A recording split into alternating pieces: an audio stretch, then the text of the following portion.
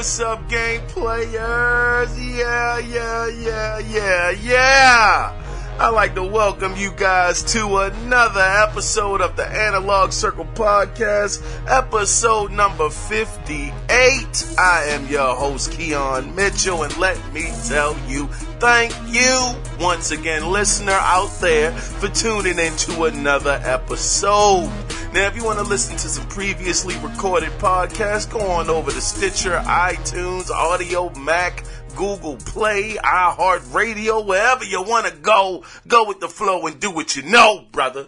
But, hopefully you guys were able to check out the interview that I had with Mr. Jonathan Goosens, who was an amazing guest. He was fantastic, thoroughly enjoyed his knowledge, and just such a great person to talk to, a lot of great energy, just thoroughly enjoyed him as a guest. He was awesome. But with that being said, guys, you know what we're going to do next. We're going to jump into the feedback section. You know, that's what we do here. No need of having the people that were more than gracious enough to actually chime in on what they felt about a situation. So let's go ahead and jump right into it. And of course, you know he wrote in. I call him the MVP of emails, and you guys know who I'm talking about, Mr. Cody Clark. He wrote in and he had this to say about my question. Matter of fact, you guys may or may not remember what the question was, but I was asking you guys, should 343 or 343 and the coalition, that's right, the coalition work on other doggone games? You know, should they be able to? But Mr. Cody Clark had something very, very interesting to say. He says, well, the name of his email is Change in Games Equals Change in Wallets. He says, so on working on the same IPs again. The same studio does Madden every year. Same for FIFA. So while I see your mentality for the coalition and 343, if they throw out a new IP and it doesn't stick, that is probably the end of the studio. Maybe do some small games, but yeah, it is all in the wind.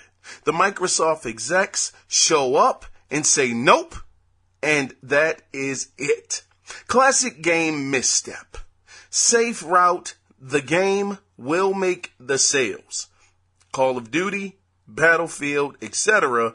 versus a new game. So Cody, I appreciate that, brother. Basically, Cody is saying, and funny point, me and Goose had actually went into this as well a little bit, but he's basically saying that Microsoft, they want to do sure bet successes. They want to do games that they know will sell and they'll get a return on that investment. That's what I got out of this, Cody. I could be wrong, and definitely correct me if I am. But I see that the point that he's making is, you know, hey, a safe bet. Every year, same team makes Madden. Every year, the same team makes FIFA. I understand Call of Duty has 3 different studios, but they all are working on the same game. And these are all safe bets. So that means that they can get that return. And this is even more interesting when you think about it. Microsoft did try their hand several different times. They had Dead Rising 3 that came out, Dead Rising 4, they had, what's the other game? Sunset Overdrive. They had Rise. They had, what was the other game that they had? They didn't really set the world on fire, but it was a good game. Quantum Break.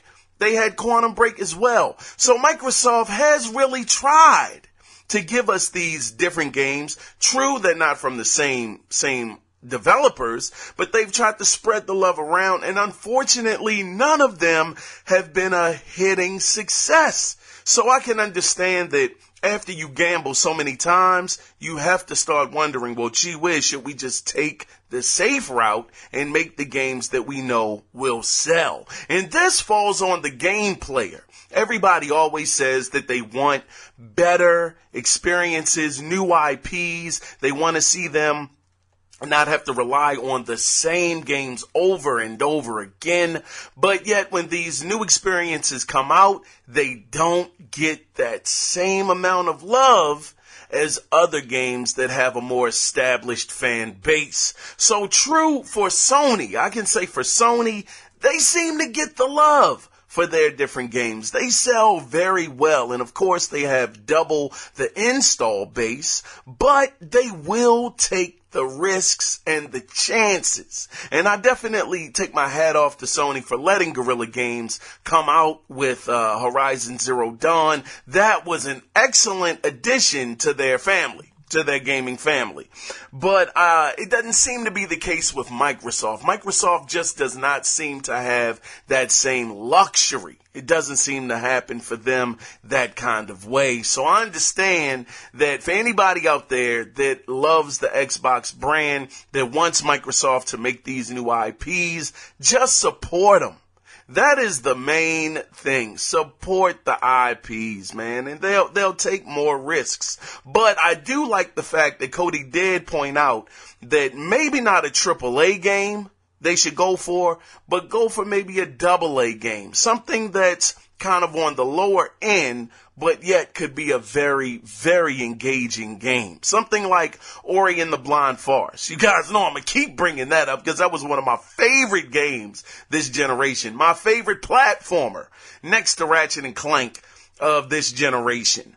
But, you know, that wasn't a AAA game or of a double, and it was a great game. It was beautiful to look at, great gameplay, even a pretty good story, I might add. So maybe if they go for that kind of approach, it could work out a little better. But I find myself rambling on a little too much. But Cody Clark, thank you once again, brother, for the email. It's greatly appreciated. Please keep them coming, brother. And for any of you guys that actually want to chime in, you can always, I got to tell you guys, you can actually email the show at the Analog Circle Podcast at gmail.com or voice your opinion literally by calling 443-261-4607. Anyway, outside of that, let me tell you guys what I've been into, and it's been no doubt I've still been into Watch Dogs 2. This game continues to be a wonderful game. I know I'm teetering on at the end. It's starting to pretty much wrap up, but I've thoroughly enjoyed this game. Ubisoft is very interesting because the one thing about Ubisoft, you can say a lot of things about those guys, but I have never met a publisher or developer, I should say, that takes more risks than Ubisoft. Ubisoft just throws it out there, just puts it on the line. Hey, this is what it is. Bam, here you go. And I know Watch Dogs 2 didn't get a very warm reception, more so because the first one didn't really deliver, but I have thoroughly enjoyed this game. It's been a lot of fun, little lighthearted. Story has been okay, nothing fantastic, but it's been okay. I've enjoyed it. Definitely not a knock, to the game, but if you're expecting something so deep and philosophical, you're not going to get that here, brother. But it's been a great game. Thoroughly enjoyed it so far. But moving on from that, guys, let's go ahead. Oh, yeah. And jump into what we all come here for every week.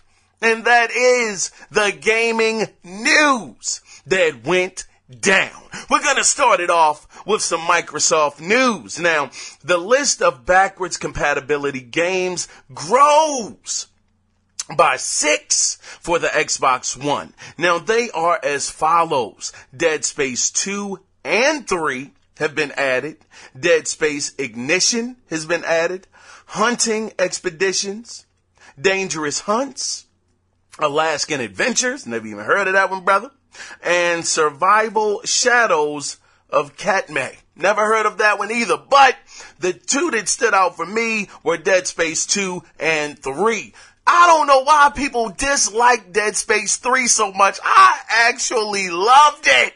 I thought it was so great, man. I don't know what people were expecting. I got nervous. I got scared. My controller trembled a little bit in a little bit of fear going around that corner. But people they just give Dead Space 3 such a hard time. I don't get it. It was great. It was great. The co-op, I enjoyed it. I don't know. People, anyway, I'm not going to even get into it. Moving on into the next story. Now, this is something very interesting for people. You need to hear this, brother. Now, in more Xbox news, it has been said, and now this is the thing, it's been said that because, the Xbox brand is in a distant second place, that it isn't making money. And of course, like I just talked about a little earlier, some of their exclusive titles, they really didn't sell too well. Even some people were saying Gears of War 4 didn't even sell the way that it used to, along with, Halo 5 did gangbusters, but people are saying they're not making money. That's the thing. The Xbox is hemorrhaging money. It's not a big success because it's a messed that up. Distant second. You guys had to excuse me. I got some dental work done. So you might hear me lisping and stuff like that during the podcast. I'm going to try to keep it to a minimum, but man, does my mouth hurt. But we're going to keep on going though. Now, the thing is that, Microsoft reported its fiscal Q3 results, and it was revealed that the Xbox and Windows 10 gaming division has generated $1.928 billion in revenue. Now, that's actually up 4% year over year, according to Microsoft. And because of the shift from physical to digital sales, that actually has driven up the revenue as well. As far as services, as far as the Xbox Live service, it actually has made that have an increase of 7%. Now, that service alone had 52 million active players last quarter. Now, the Xbox Live monthly active users grew by 13% year over year. So for people that were saying Microsoft is going to sell off the Xbox division, Microsoft is, kind of teeter-tottering on, just getting out of gaming, they're not committed. Man, this $1.928 billion is a clear indication that they are in this for the long haul. Kudos to Microsoft. Maybe with these numbers, people may believe that the Xbox One actually is a success. Now, of course, you have to add in there Xbox Live. That is definitely part of that ecosystem, as well as the store. So it's not just the Xbox One, but it's an all-around picture. But the point is, $1.928 billion in the third quarter. Awesome news, Microsoft. Kudos to y'all. Moving on into some more news now. This is such an interesting story, man. Some of my older gamers may remember a game released back in 1992. Yeah, I'm showing my age, brother. Yes, I am. But it was released back in 1992 for the Sega CD. Now, that was very controversial. This game was very controversial at the time and was one of the reasons why the ESRB actually exists to this day. They actually exist because of this, partly.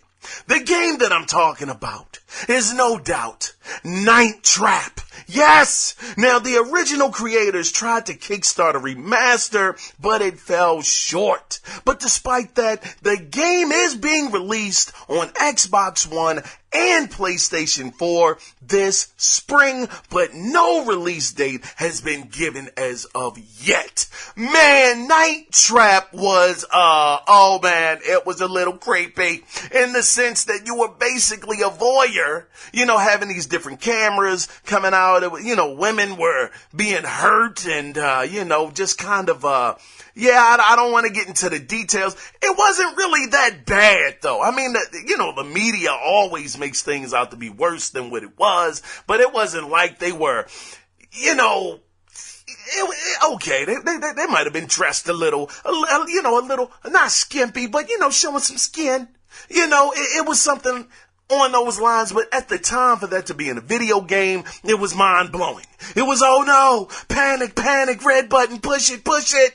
And ESRB got involved. It got an M rating for the game, but I'm starting to kind of trail off. But basically, any of you guys that want to relive this game, it was such a horrible game. God dog, it was terrible. And I mean just gameplay wise, it was terrible. A lot of Sega CD games that were FMV, that's what they were called at the time, they were bad games, man. Sewer Shark, Prize Fighter, no, it was not the wave, brother. It was not the wave. But anyway, any of you guys interested, this will be out in May.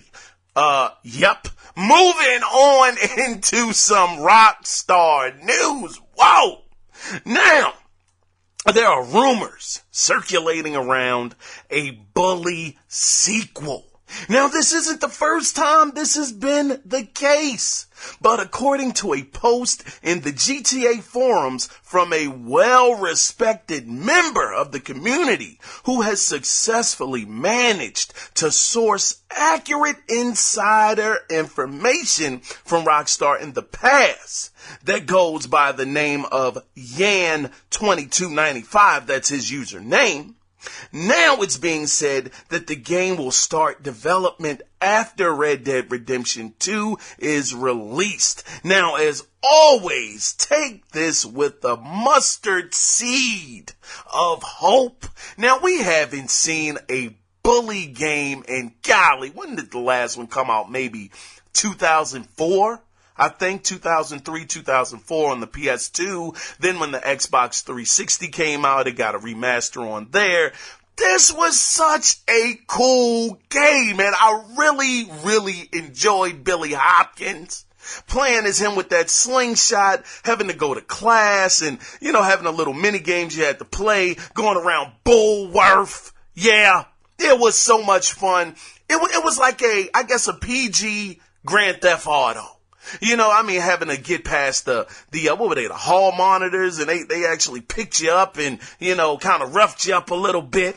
But it was such a really, really great premise, and that game even got backlash. They were like, oh, the media, oh no, you're glamorizing bullying.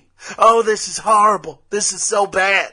When they never even played the darn game to get the gist of it. That's the thing, media. Good grief. But anyway, hopefully this is the case. Rockstar, I'm rooting for this one. I'm sure I'm not alone. I would like to see the game take place. Still put Billy Hopkins in there. I kind of liked him. He was a cool character. But use him again. Maybe have him go to the university. Yeah. University life. That could be something else. Drinking kegs of beer. Having a great time, having to be part of a what's it called? God dog it. I can't even think of the name of it. But how you got sororities and you got the other side for the guys. Yeah, be up in there having a good time. Going to classes or whatever. I don't know. Rockstar, make something happen, man. God dog it. I'm rambling too much. Moving on to the next story. This would be dope though. Now, for game players that were fans of Crash Mode, that was in Burnout 3. Takedown. You guys might remember that. One of my favorite racing games, man. Such a great time. But Burnout 3 Takedown. Then you will be happy to know that the co-founders of Criterion Games, Fiona Sperry, and Alex Ward, who are now under Three Fields Entertainment, are returning back to their roots in their latest project entitled Danger Zone, which is a car-crashing arcade-style puzzle game. Now, the game takes place in a virtual world crash testing facility. It's actually a virtual crash testing facility where players compete via leaderboards to see who can cause the biggest car wreck and thus rake in the most cash. Now, the game will offer 20 scenarios, each with its own layout, traffic, and pickups. Now, you start off by screeching into an intersection to create a first impact that crashes enough cars to earn a smash breaker, which turns the car into a bomb that can explode on command. Now, doing things like destroying cars while you're smashing into them, breaker mode, and running vehicles off the road add to your score. Now, Danger Zone is set to release in May for the PlayStation 4 and PC for $12.99. Unfortunately, no news for Xbox One release. Maybe it'll come 6 months down the line. Maybe it'll come 2 weeks down the line like Inside did, but who knows? But either way, I was such a big fan of this mode. I remember playing Burnout 3. You would get the tires revving. You would start off and just go into the intersection and bam! I mean, just all kind of chaos. Points are racking up. Things are exploding. Such an awesome mode. I can't wait for this to come out. I'm very excited for it. And we'll see how well it goes. I know that these guys actually came out with the golf game where there was some explosions going on. I can't remember the name of it. That didn't really go off too well. That didn't get received. It was kind of mediocrely received. But hopefully them going back to their roots, their racing roots, having something like this should be fun. It sounds like it's gonna be a romping good time. Anyway, moving on into some Nintendo news. Oh, you guys know I'm salty with Nintendo.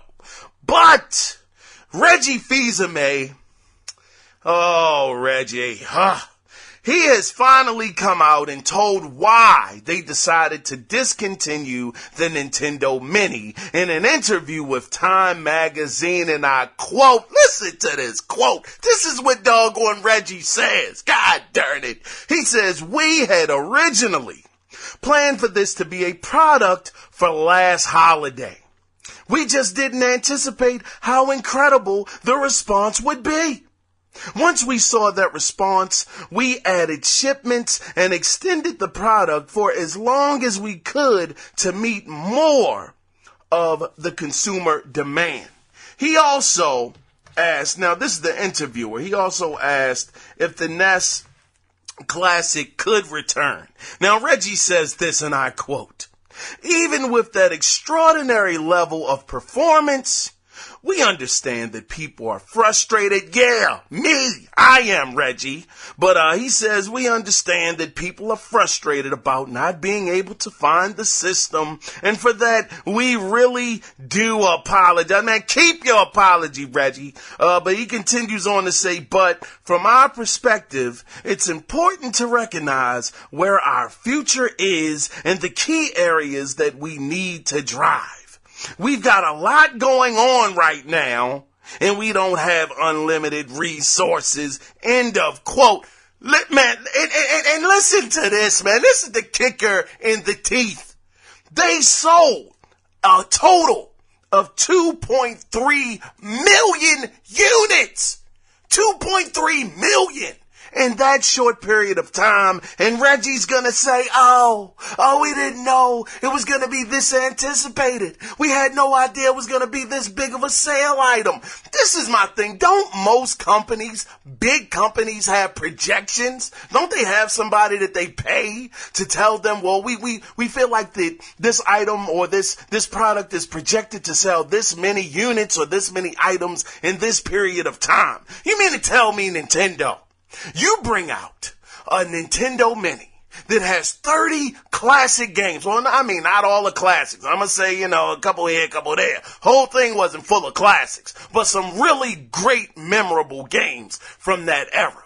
You mean to tell me you sell this for $60 and you just thought that a handful of people were going to go out and buy this. Once they talked about it and actually released the video of it, I know they had to know the buzz was brewing. They had to know people were very interested. I went up to people that were talking to me that weren't even real gamers like that. They were like, man, have you heard about the Nintendo Mini? I'm like, yeah, man, I'm anticipating it. I can't wait. You know, they're actually talking about it. I mean, women that were like, I just want to get it for my boyfriend. You know, it's not for me, but he's so excited about it. I mean, the word was out there. Lots of buzz. And Nintendo is going to say, we didn't know. This further for me, brother. This helps me to see that Nintendo just really may be in a bubble. They really may not genuinely know what people want. And this is really amazing to me because they are the grandfathers of this stuff right now. I mean, you know, Sony, they've been in it for a long time, since 95. Microsoft since, 2001? You know, but Nintendo since 1983. And you mean to tell me, you being the big brother of all of these guys, you can't get it right when these new guys are actually hitting it out of the park with what their consumer wants? Nintendo, give me a break. This is money you're leaving on the table. But Reggie also goes on to say that they got a whole lot going on right now. Oh, yeah, that's what Reggie says. They got a lot going on. Reggie, I want to know, brother, because I don't see a whole lot of games coming out. I don't see a lot of Switches in the store right now. I don't know what y'all got going on, Reggie, but please let your fan base know. But anyway, that is the reason why. It's a bogus reason if you ask me, but I feel my temperature rising and I'm getting mad, so I'm gonna move on. Whoo! Now this next story, God dang it, Reggie, you frauding, brother. But this next story, I want to start out by saying, also, take this one with a grain of mustard seed. But I don't understand why this is even happening. But the Wall Street Journal is reporting that Damien Thongs, I don't know this guy, Damien Thongs, y'all, yes, is predicting that Sony will be releasing its next-gen PlayStation by the second half of 2018. Now, this report is only being taken seriously because Damien had correctly predicted the PlayStation 4 Slim and the PlayStation 4 Pro. Now, for me, Sony has already shipped 60 million units. They shipped. I don't think they sold that much. They said they shipped 60 million units. And they're the leader in the clubhouse. So this would be totally unnecessary if this is the case. And if they do this, come on, Sony, don't do this. You know, I mean, people have been saying, hey, they need to release the PlayStation 5. They need to go ahead and do it. Microsoft is bringing out the Scorpio. This is what they should do to combat that. No! Sony does not need to come out with another console. Sony is doing amazing with the PlayStation 4. If they make another iteration, at that point, I would just be frustrated. I would be very frustrated, and that would definitely dead the argument that this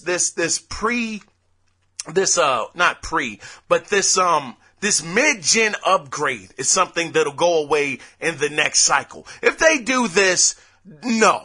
This is just not going to be acceptable. It's almost going to be like, man, should I really consider going to the PC? I probably will never do that. But if you're going to come out with this many iterations of a console that's doing so well, I mean, people let you get away with it with the Pro. You didn't hear too many people getting mad or upset or outraged. But come on, Sony, slow down, brother. Slow down. Microsoft, they were put in a corner. They had the less amount of power. They had the 900p versus the 1080p. You know, their games didn't look as good, didn't have as smooth of a frame rate as the PlayStation 4. That was a dark cloud that was over their head. They had to react. I can understand that. Sony, you don't have to. You're the leader in the clubhouse. Relax. You got the games, man. You got God of War coming out. You got The Last of Us 2 coming out. You got Detroit coming out. You got Spider-Man that's coming out. You have big hitters in your stable, and we don't even know what's next. Shenmue might make it. I'm hoping. Final Fantasy VII Remake is supposed to make it. I mean, you got the games. You got the lead. This is not necessary. Chill, Sony. But like I said, this is not confirmed. They're only taking it seriously because Mr. Thongs has made these predictions before and he's been on the money. But god darn, not necessary. Anyway, moving on to the next story. Everybody is fully aware of this, but Call of Duty World War II got a trailer. And I gotta say, man, god darn it, I did not want this to be the case. I could care less about going back in time to World War. I think I played enough of those games, brother. Had my fill. But I gotta say, man, I said, well, let me just click on the trailer, god dog it. Let's see what's going on. Man, oh man, I can't lie, brother. It caught my attention. It got me. It got my visuals up a little bit. I said, oh, I don't know, brother. This is all real in-game footage. This looks enticing. So who knows, man? The game is going to release on November 3rd. And hey, look, I can admit when I'm wrong, okay?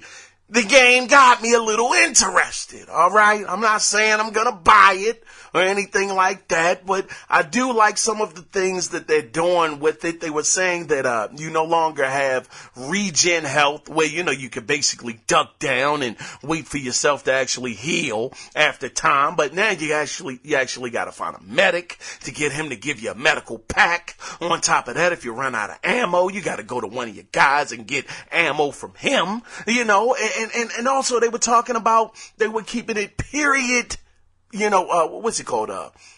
For the period, basically. It was trying to be period accurate, where you may run up on, some brothers, some African Americans, in one platoon, and then, you got some Caucasian guys in the other platoon, and it'll be a little bit of animosity there. Like I'm not working with that guy. I don't like him, and that's cool. That's cool. It's a different, look or a different take on the war, something we haven't seen in that perspective in a World War II game before. That's cool. Battlefield had actually kind of hinted at it a little bit though, with the Harlem, what was it? The Harlem Fighters, I believe. But anyway, shoot. It's coming out November 3rd. We'll see how it turns out. I'm sure it's going to be on PlayStation stage at E3, and that's going to be that. But moving on into the next story, and we're about to be winding down here in a little bit, folks. But Marvel vs. Capcom Infinite is coming out on September 19th for Xbox One and PlayStation 4. This is another game I'm looking forward to.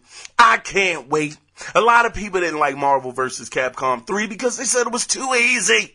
Too easy to pull off the combos, and, you're supposed to work at it. You're supposed to learn this stuff, not a one-button press, and that's what gives you the doggone special. I ain't gonna lie, brother. I loved it. Oh, I loved it, man. I felt like I was such a professional.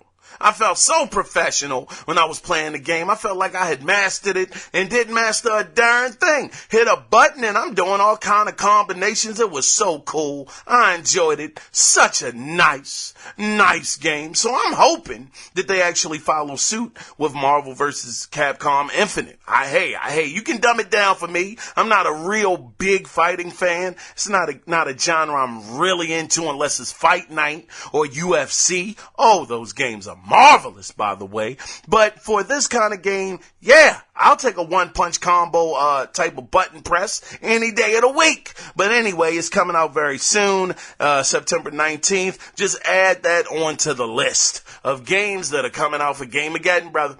Moving on. Now I gotta shout out my man Jeremy for sending me this story. Now we know that similar to Microsoft, Nintendo doesn't officially have a VR headset. even though, there have been patents filed for one. But a person who goes by the name of Nintendo wanted to see how the Switch would look in VR. So he actually took his Switch device and slid it into a device that's called a Durovis Dive 7. It's actually spelled Durovis. I'm guessing Durovis, I guess. I could be wrong, but a Durovis Dive 7, nonetheless, headset. Now, Nintendo also noted that any tablet-sized headset would probably work. He then proceeded to use the device's hidden web browser to navigate to YouTube, where he uploaded a properly formatted video from Legend of Zelda Ocarina of Time. Now, he found that it worked, but he did say there were issues with the video quality because of the width of the screen.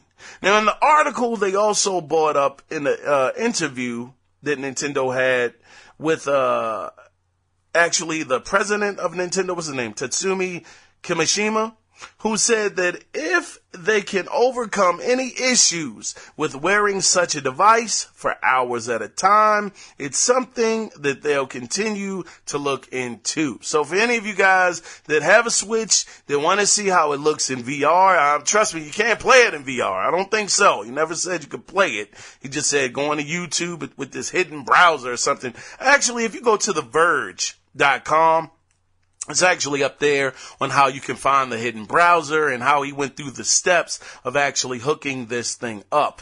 But it's very interesting nonetheless that you could possibly have this option to see how the Switch looks in, not proper VR, but kind of an unofficial way to look at it in VR. But moving on into some more Nintendo news. Nintendo announced a new handheld called 2DS XL, which will be available June 15th in Australia and June 28th, June 28th here in the States for $150, and Australia, you're going to have to pay, unfortunately, $200. Now, Nintendo is reporting that the handheld is lighter, but still packs the same power as the new 3DS XL. It's just going to be in 2D.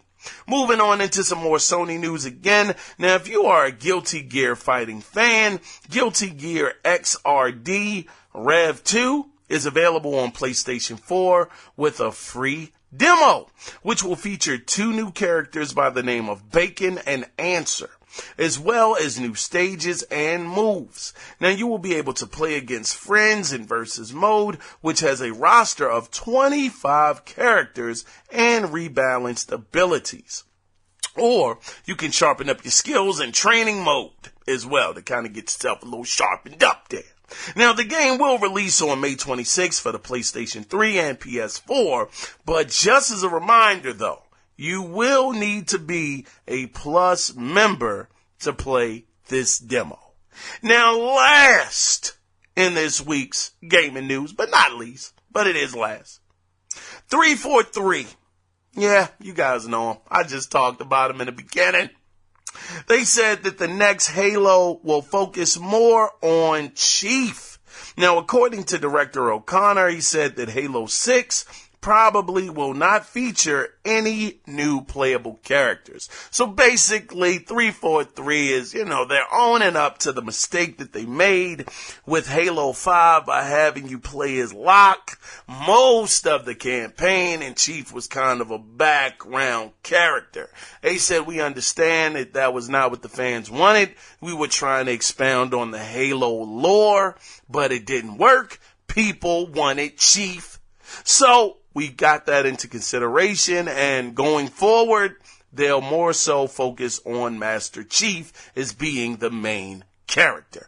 But guys, that is it for this week's gaming news. Yes, it is, but don't worry.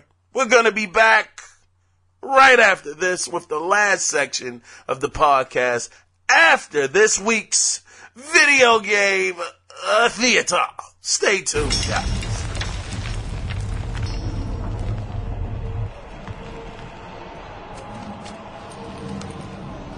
Kratos. I do not need your help, Zeus. I can take down this beast. I offer you more than help, Kratos. I offer you power. I offer you the Blade of Olympus. It was this blade that ended the Great War and defeated the Titans. Drain your godly powers into the sword, Kratos. Only then will you reach your full potential. Why do you aid me now?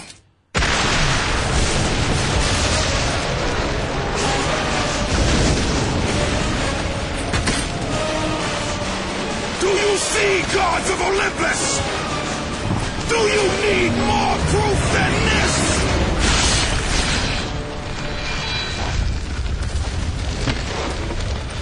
Placing all of his godly power into the weapon had rendered Kratos mortal, vulnerable to the arms of death. Bloodied and beaten, he knew that to have any hope of survival, he must retrieve the Blade of Olympus.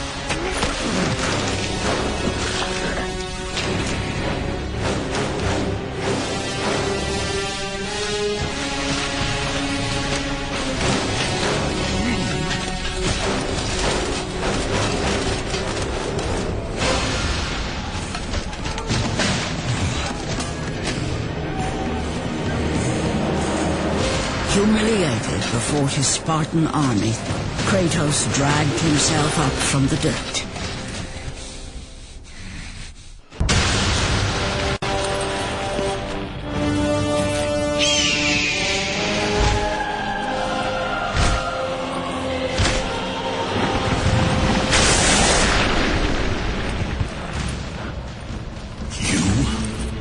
Yes, I am forced to attend to this matter myself. Athena refused to undo her mistake. Imagine caring for a creature such as yourself. Why? Why would you betray me? It is you who would betray me. Am I to stand idly by while Olympus is threatened? Your hands are already stained. And welcome back, game players. Welcome back. We are in the final section of the podcast, and as always, every week I ask you guys a question, and this week is no different. But what I want to ask you guys is, who are your top 3 game developers? I gotta say for myself, first on the list is definitely Rockstar. Rockstar has made some incredible games. Very, very great stories. Graphics have been great. Great gameplay mechanics. One game that actually flies under the radar the Rockstar was behind is Max Payne 3. I thought Max Payne 3 was an incredible, sensational game, but many people didn't like it. I loved it. I thought when you went into the bullet time, oh my gosh, I mean, it'd be so gruesome. It was like something out of Reservoir Dogs, man, when you went into that mode. And I mean, you would just see, it was so detailed. You would see just, I mean, this is graphic. Excuse me for being so graphic, but you would see the bullet wounds actually like penetrating the flesh of the virtual body. Just such amazing detail. Shout out to Rockstar for that. On top of their other pedigree of games, Red Dead Redemption, GTA, even Bully. I thought Bully was really great for the time. Outside of Rockstar, my number 2 is definitely Naughty Dog. Naughty Dog has really shown up and done amazing things. I'm looking forward to seeing what they do after this Uncharted DLC wraps up with Nadine and Chloe. I'm really excited to know what their next project is going to be, because I really believe that we won't see Uncharted for quite some time. But I'm really excited. Naughty Dog has made an amazing track record for themselves, so they are definitely number 2 on the list. And number 3, I know some people may say they don't believe it should be there, but it's my list, god dog. It is for me. Okay, you can tell me your list. But my number 3 would be BioWare. Now, I know everybody's saying, whoa, wait a minute. What about doggone Mass Effect Andromeda? Hey, man, I told y'all from the get-go, I had no problems with the game. I also said I was only 2 hours in. But BioWare has continuously made great games. We could go back to Jade Empire. Heck, we can go back to KOTOR, Knights of the Old Republic. BioWare has been sensational, and I have no doubt that the next Mass Effect, or whatever their next project is going to be, I have no doubt that they're going to knock it out of the park. But for you guys, I want to hear from you. Tell me who your top 3 game developers are. Now, if you want to be a part of this conversation, as always, you can email the show at the Analog Circle Podcast at gmail.com, or you can call in and leave a voicemail, and trust me, it just goes right to the voicemail. It's the hotline, baby. Yeah, hotline bling. Anyway, you can call that number at 443-261-4607. As always, listeners, I greatly appreciate you guys checking out this week's podcast and just taking the time out of your day to spend a little bit of it with me. And as always, guys, this is the end of this show, but we will be back next week. But until then, you guys take care, and remember, it's not about the consoles. It's about the games. You guys be safe out there and have a good one. Bye-bye.